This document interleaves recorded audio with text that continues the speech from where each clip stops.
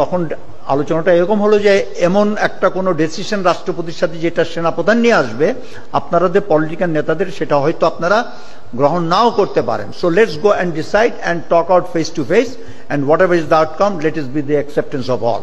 তখন কোনো কারোর প্রশ্ন বিপ্লবী সরকার কারোর মনে আসে নাই, সবাই কিন্তু প্রশান্তিতে শান্তিতে ছিল যে স্বৈরাচার পালিয়েছে।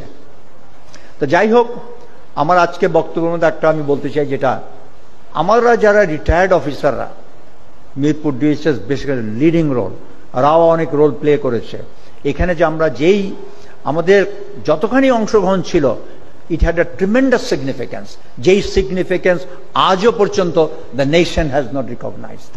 And we as a team, আমার মনে this time we must recognise. কেন 3, 4, 5 এই 3 দিনের মেইন ঘটনা এবং আমাদের রিটায়ার্ড অফিসারদের পারফরমেন্সের জন্যই কিন্তু, আমাদের বিদ্রোহের জন্যই কিন্তু সেনাবাহিনীর উপরে এটা একটা বিরাট প্রভাব পড়েছে, এবং সেই প্রভাবের পরিপ্রেক্ষিতেই কিন্তু আমি মনে করি হাসিনার তক্তা উল্টাইছে।